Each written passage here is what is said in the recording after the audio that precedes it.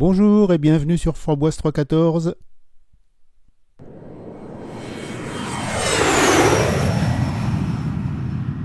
Alors aujourd'hui on va parler d'un graveur laser qui ressemble un peu à un jouet mais qui n'est pas du tout un jouet, c'est le Pixie de Algo Laser. Alors la surface c'est pas très grande, c'est 100 par 100 mm mais c'est des performances tout à fait dignes d'un graveur laser tout à fait normal. Donc quand on ouvre la boîte, on trouve d'abord le guide, le manuel d'utilisation.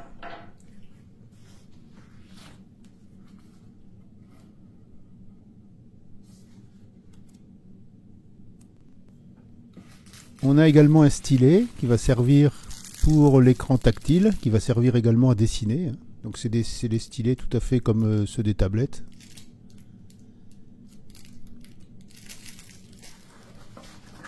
La machine est bien protégée par une épaisse couche de mousse, on peut la sortir et après on peut peler les films plastiques qui protègent les différentes surfaces.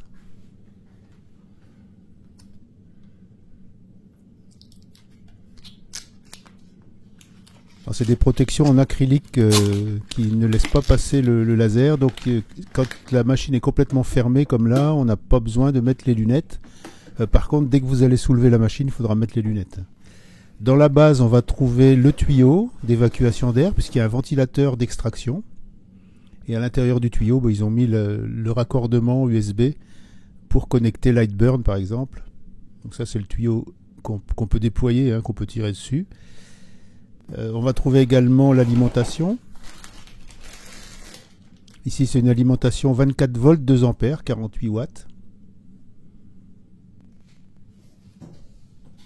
Et puis on va avoir le système qui vient se mettre à l'arrière de la machine, qui va se clipser, et puis en fait dans lequel on pourra connecter le tuyau avec un joint pour que rien ne sorte, enfin pour que ça soit étanche. La plaque est graduée jusqu'à 150, mais en fait on a une zone de 100 par 100 et on voit la tête laser ici. Et sous cette plaque, il y a une grille qui sert à découper, donc il faut retourner la plaque pour découper. Là je mets en place l'évacuation. Et puis sur le côté, là, on accroche la pige, donc ça évite de la perdre. C'est la pige de mesure. Là, on a des hauteurs qui sont indiquées. Il suffira d'enlever les 4 vis. Et on va pouvoir soulever la machine, la faire coulisser et remettre des vis pour la mettre à la hauteur qu'on veut. Là, je l'ai mise à 100 mm. C'est la zone la plus haute. Là, il y a 100 mm. Et on va pouvoir graver des boîtes ou mettre le roller dessous. Alors pour régler la hauteur, on va mettre la pige. Là j'ai mis une petite plaque de contreplaqué. On met la pige sous le radiateur, pas sous le laser, pas sous le rond, là, sous la partie carrée. Donc on va mettre la pige dessous. Et puis avec la vis qui est sur le dessus, on va venir serrer. Avec cette vis, on va venir serrer, poser en fait la tête laser sur la pige. Et le réglage est fait. Ensuite on va fermer le couvercle, la protection. On va pouvoir brancher l'alimentation et mettre sous tension. Au démarrage, l'OS, donc c'est AlgoOS 2.4. L'OS se met en route et il est en anglais. Et la première chose qu'on va faire, c'est le passer en français. Une fois que c'est passé en français, l'OS redémarre. Et cette fois, on va voir... Alors, tout n'est pas encore en français, mais on a déjà... Toutes les commandes sont en français. La connexion Wi-Fi n'a pas posé de problème. Moi, c'est la Livebox. Je me mets sur la Livebox, je rentre mon code et c'est bon, je me connecte. Ça a été très rapide. J'ai mis un passcode. Alors ça, c'est pour éviter qu'un enfant puisse s'en servir. Ça correspond à la clé qu'il y a sur les machines plus grandes. Donc, il faut le rentrer 2 fois. Et donc après, quand vous mettrez en route la machine, il faudra taper le passcode pour accéder. Et puis là, on a le menu principal. Donc vous voyez qu'il y a des indications, le Wi-Fi, la carte SD qui est interne, l'adresse IP. Ah, il a détecté un nouveau firmware. Voulez-vous mettre à jour? Oui, donc ça va se faire tout seul. AlgoOS 2.4. Et donc il va s'installer. Je n'ai rien à faire. Ça s'est connecté tout seul sur le Wi-Fi. Ça a été chercher la version de l'OS, la nouvelle version, et ça fait la mise à jour.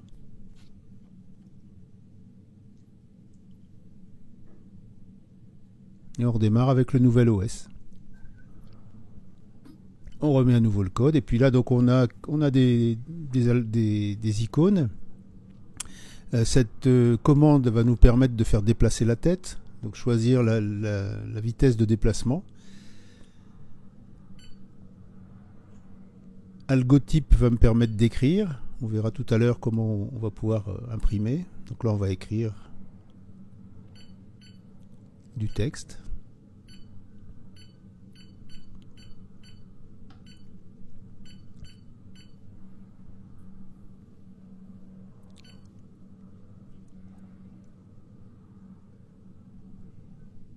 On va pouvoir choisir la taille de la police, le type de police.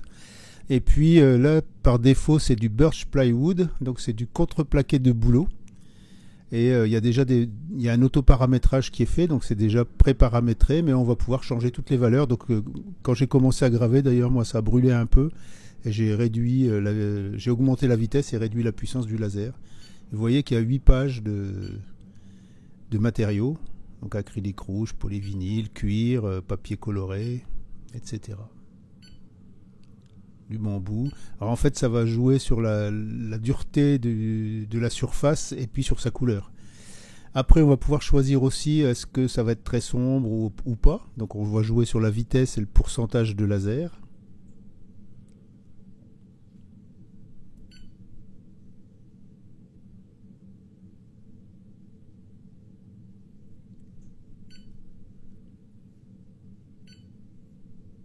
Vitesse, ça c'est le nombre, pardon, c'est pas la vitesse, c'est le nombre de lignes par millimètre. Donc là j'ai pris 10 lignes par millimètre.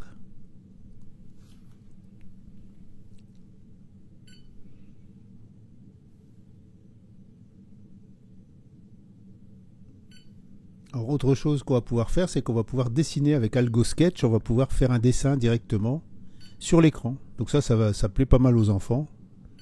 Alors, je suis désolé, j'ai la main qui est un petit peu devant. Et vous voyez que je suis en train de dessiner un super soleil.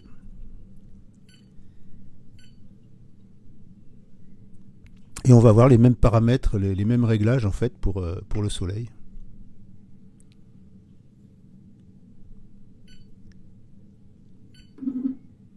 Alors l'image est à sa dimension, on va pouvoir changer la dimension de l'image, on va pouvoir la déplacer tout simplement avec le bout du stylet.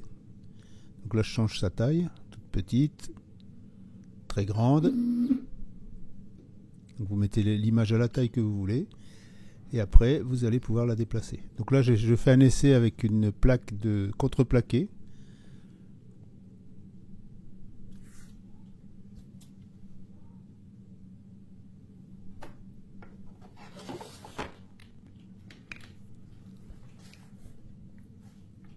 Je vais la baisser un peu pour la mettre juste dans l'angle. Et il suffit de cliquer sur démarrer pour démarrer la gravure.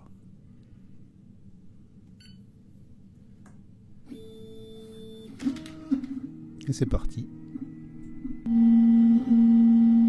Donc là c'est la zone qui a été un peu brûlée au début, hein, donc j'ai diminué la puissance du laser et augmenté un peu la vitesse pour avoir quelque chose de plus net, de moins noirci. Vous voyez, tout sur le haut c'est un petit peu cramé. Alors c'est pareil pour toutes les machines laser, hein, il faut toujours faire un essai en fonction de la matière, de sa couleur, il faut toujours essayer. Là on va voir le temps de gravure, on a le pourcentage de réalisation, là, on est à 70%. Vous voyez que j'ai la vitesse qui a été augmentée.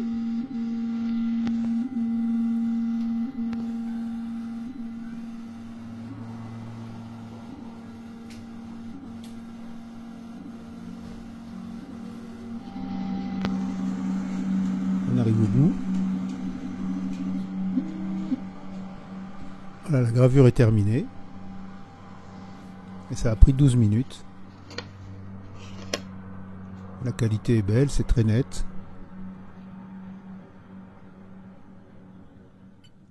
Alors je vais mettre du texte maintenant, je vais remettre le même texte en fait.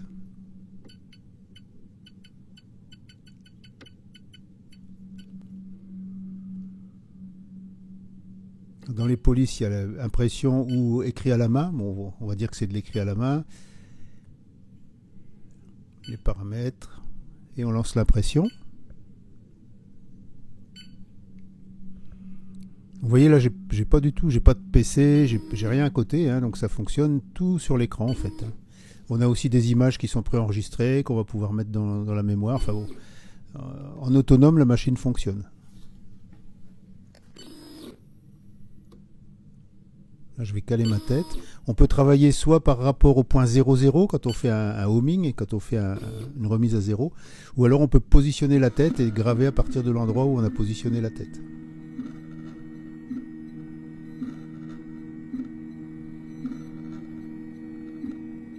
C'est parti.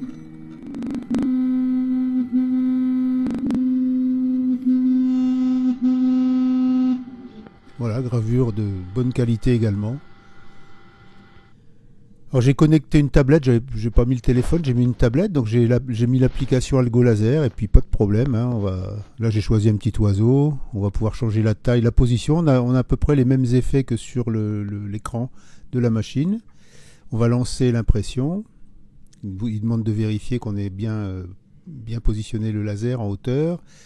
Il nous demande si on veut faire un départ par rapport à 0 ou par rapport à l'endroit où se trouve la tête. Et c'est parti. Il suffit de cliquer sur le bouton démarrer.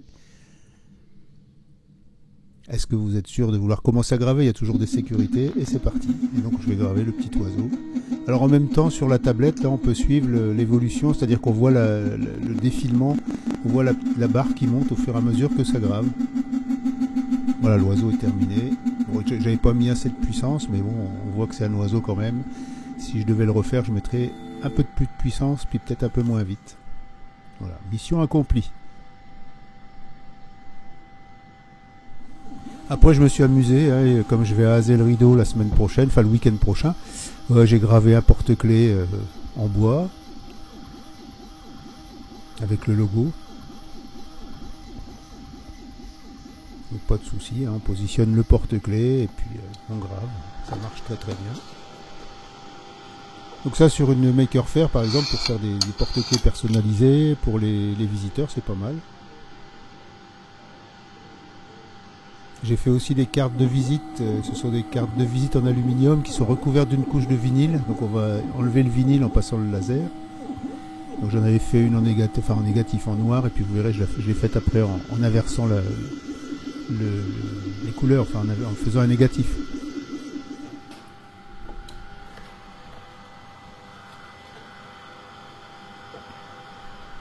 Il faut juste faire attention que si le laser passe à côté de la carte, comme ça le fera tout à l'heure, on va aller marquer la plaque de fond. Donc là aussi le résultat est satisfaisant. Puis là c'est inversé, donc c'est du négatif.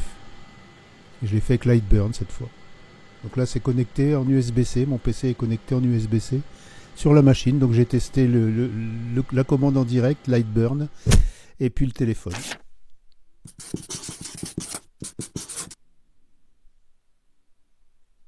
Merci d'avoir regardé cette vidéo et puis je vous dis à bientôt sur Framboise 314.